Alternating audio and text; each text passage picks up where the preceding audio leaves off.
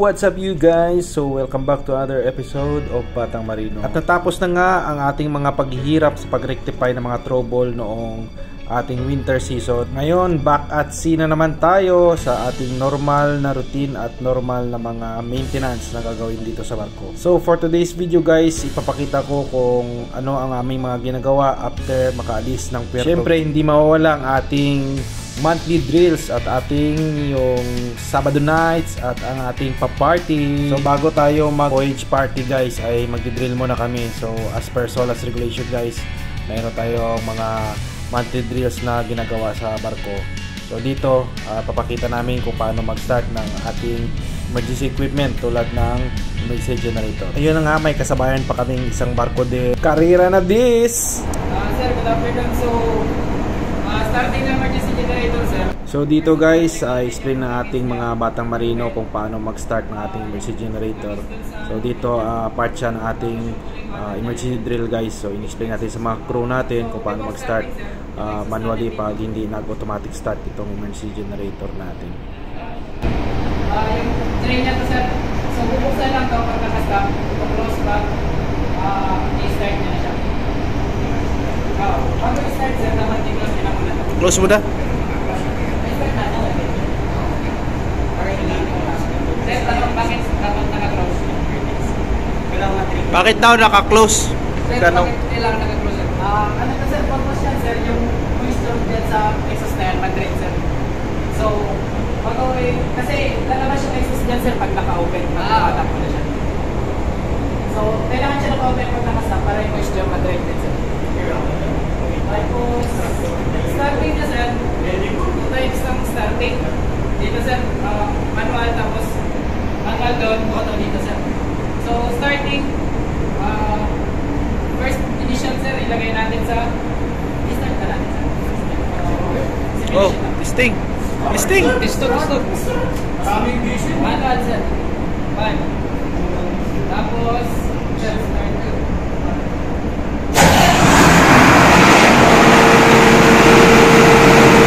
Normally sa barko guys, hindi lang dapat mga engineer yung nakakaalam kung paano mag-start itong emergency generator. So minsan may mga port state control na pag sumasampa sila, hindi engineer yung pinapastart nila ng ating emergency generator, kundi yung mga taga-deck, mga ratings guys.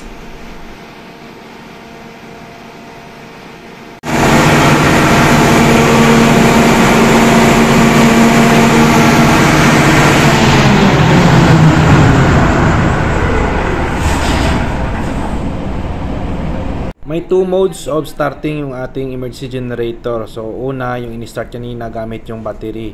So ito naman yung pangalawa, i-explain ng ating isa pang batang marino kung paano mag-start gamit yung hydraulic starting. So itong hydraulic starting is in case maubusan ng baterya yung ating DC generator at nahirapan mag-start gamit yung battery. So dito naman yung pinaka last resort yung ating hydraulic system. So hydraulic starting siya guys.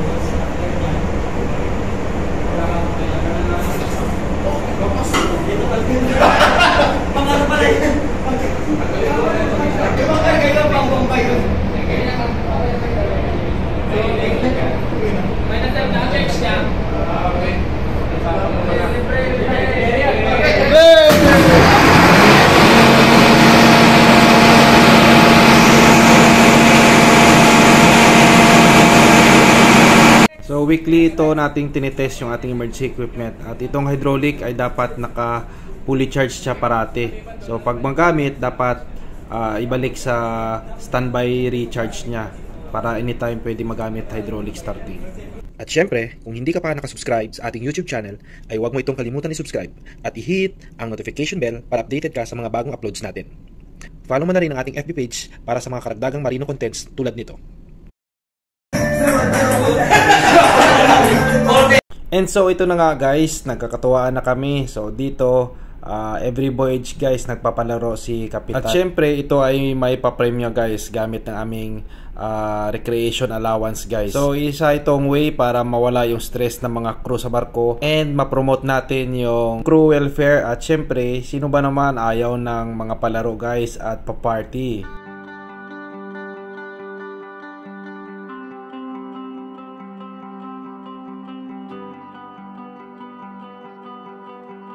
So dito, pinanalo ni Chief Engineer yung laro. So ito yung premyo niya guys. Meron namang mga consolation prize. Kaya kahit talo, panalo naman sa inuman at sa kantsawan. Bawi na lang next voyage guys. Pauwi na yan si Chief Engineer eh. So kami naman yung susunod dyan magcha-champion.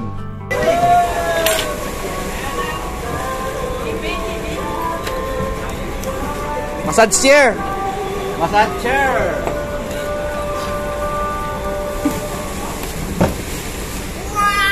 Ay, laki pala to. Kuhaan talaga, sir. Pagputsi. Uy, may battery pa, oh. Sana all. Uy! Oh, palit yung girlfriend nyo. Laki pala to.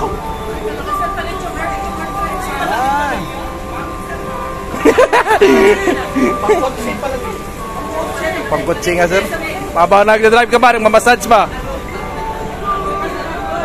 Vibrator? Vibrator no puan. Ayos ah.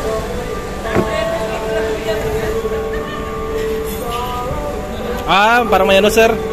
Bula-bula. Sagi, ano? Kaya pala malaki.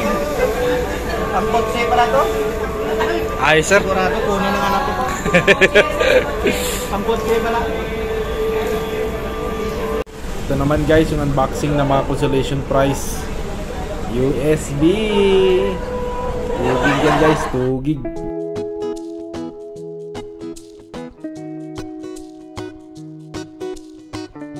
At natapos na nga ang isa namang linggong puno ng kaalaman, katuwaan, kasiyahan dito sa barko.